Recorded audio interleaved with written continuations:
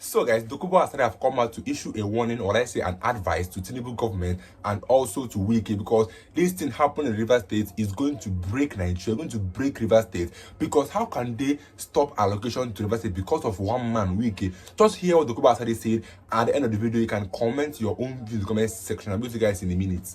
But if I don't advise you, I stake my life, I stake everything. I stake my businesses, my source of livelihood for you to become president. And if I am unable to tell you the truth, if you are in your government, I have to stake everything for telling you the truth. I have started doing it now. I am staking everything to tell you the truth. It is left for you to hear, but the result you will see. I did not see Wike until my friends, my associates feel that, oh, there's a need, let us go and see Wike, and we went. And since that day I left, I have never gone there. Even when I'm supposed to call him, I didn't call Wike. I'm saying it live. He's there. I didn't call him. I don't have any personal problem with Wike. I don't have any personal problem with him. I hardly have personal problem with people. I say my mind. If you don't like it, okay. President, let me tell you, if you allow Wike to push this as he's doing, it will be very difficult for him to even come to Rivers State. It will be difficult for those his 27 House of Assembly members to even have a place to stay in Rivers State. It will be difficult for anybody if they think that they are going to impeach him and the job people will allow it. It will be difficult to impeach him. Mark this word I'm telling you. God knows. Nobody. It will be difficult to impeach him and bring a governor. It's not going to be possible. Go and ask in Ondo State. Go and ask in Delta State. The fury of the job people. They don't give a damn. They are hardly afraid of. I'm telling you the truth. The earlier you hear this, you accept it. Call Wike. Call Wike, call same. Let them maintain the status quo.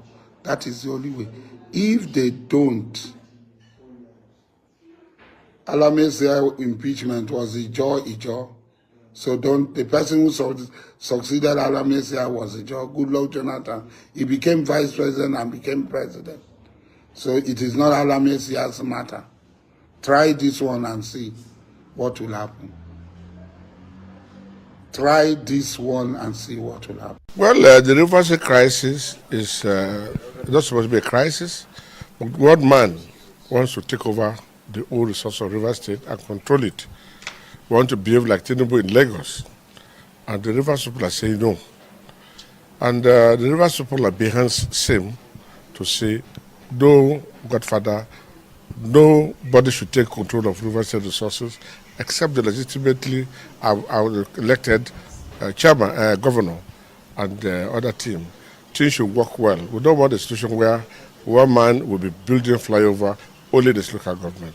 We want to make sure Rivers State is developed as same is developing the state. It develops every part of the state. It's not developing one section of the state. That is what Rivers want. And so we are not in support of what is going on in the Rivers State. The Rivers elders are not also in support of what is going on in Rivers State. The men and women of Rivers State are not even support of what Wike and his team are trying to do. Be that as it be may, Supreme Court has given a judgment. They are the apex law body in the country. But let us objectively look at the Supreme Court judgment. I'm not a lawyer. First, you are dissolving a local government council election. And you are citing Electoral Act 2022. If you go to the first page of Electoral Act 2022, it is clear that that law is meant for federal and state elections. Then it says the Abuja, Federal Capital Territory, Abuja. These are the three bodies that law is meant for. That law is not meant for the local government elections in the states. And you did not look at the local government elections or laws, and you are just passing your judgment based on that. It shows that they are biased or they are compromised. Nobody can question Supreme Court, but the God will question Supreme Court. That shows their bias. All they are trying to do is to cage the governor and twist him to do what they want him to do. That's what they're trying to do. And I'm saying that this matter is not only Wike. We can see the hand of Mr. President in it. Otherwise, this is not the type of judgment we expected. We are also expecting that the Supreme Court will revise itself on the issue of deflection. They have issued past judgment in Cross River State.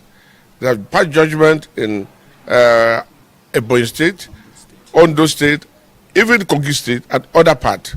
That when you leave your party to another party as an elected member of the House of Assembly, out of representative or Senate, you automatically lose your seat. Section 109G is very clear. So we want to see if the Supreme Court will revise itself to say that law is no longer relevant. They have done so many things in the past. And I pray that they will not truncate this democracy. That judgment is asking for anarchy. They're asking for anarchy in River State so that they can take opportunity to say they are declaring a state of emergency. They should realize that River State is the capital of South-South and the Niger Delta. And anything happening to River State affects everybody. And if we decide today there will be no oil again for Nigeria, as they are not giving us allocation, Nigeria should not get allocation. It will be done. But we have a peaceful governor who is saying, forget that. Take it easy. But if they continue this way, there is no way the Niger Delta, even whether governor approves or not, will allow them to take their oil. But if you can restrain us from taking our oil, money from our oil, if you can stop us from spending our money, then you should not spend also. But we have not come to that. I strongly believe that the Niger Delta is watching. Pandev has spoken. That's the highest body in the Niger Delta. They have spoken and have advised the Supreme Court to revise itself. Let us see how the drama plays. And I pray we will not get to the extent where the Niger Delta will wake up to say no. We saw what is happening in Kano. Kano is tensed at that time. We don't want to go that way because our governor is peaceful. I does not want that kind of process. But if they push us to the wall, we will definitely come back to say no. We won't accept it. Because it's not looking as if this country is biased, is one-sided, even though we know it's one-sided, but this one is too obvious. Because how can we just be tormenting on the life of Fubara and River State, but the government did not even say anything about it? But now they are trying to stop the allocation, or they even stop the allocation to River State. And how did they expect the government of River State to run the administration? It's not possible to run a thing without finances. And you could imagine Supreme Court even interfering in the case and stopping the allocation from CBN to allocate to River State. It does not make any sense. Rather, it's going to break Nigeria. Like I said, it's going to break Nigeria because this crisis has started for over 2 years now, and the government have not found any remedy, and all they could come up with is by stopping the allocation to River State. It does not make any sense that you can come out and stop government from allocating money to state government. It does not make any sense. The federal government is meant to be allocating money to the state government to run their affairs,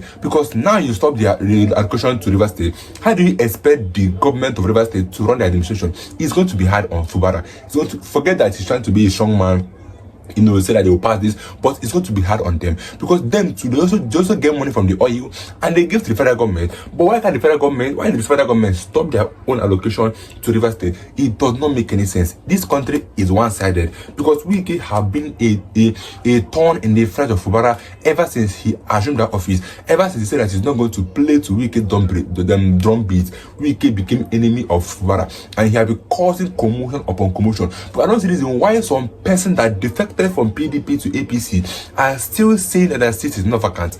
But by the law, he said that once somebody defected from a party that gave him that position, the position remains vacant. This is I'm telling you is law. Is in our constitution. Why can't the government follow the constitution of Nigeria? Because it's proving that they don't follow law. Now the Kanu case is a clear example that this government don't even follow their own rule of law, and then they expect the masses or the people that are leading to follow the rule of law. It does not make any sense, because right now Nnamdi Kanu should not be in detention because of what? Supreme Court have given an order that this man is a free man, and by law or by constitution, any order by Supreme Court is final. No individual, no court have the right to try that person in court anymore. But even till Nnamdi Kanu is still in the custody of the DSS and he's still being tried in the federal court, it does not make any sense that the government itself is failing their own law, and then they expect the masses to obey the law which them themselves cannot keep. Because this is just exactly what is happening. They are the one failing the law. You don't have anything, you don't have any right to even stop the allocation to River State, because it's going to cause more harm than good in River State. I'll see you guys in mind. Let's do that. Any of you, don't forget to always subscribe. It's your boy again. Like I said, always subscribe and turn on the notification bell to get notified. Enter will drop new content. Don't forget to subscribe, guys. Stay tuned, guys.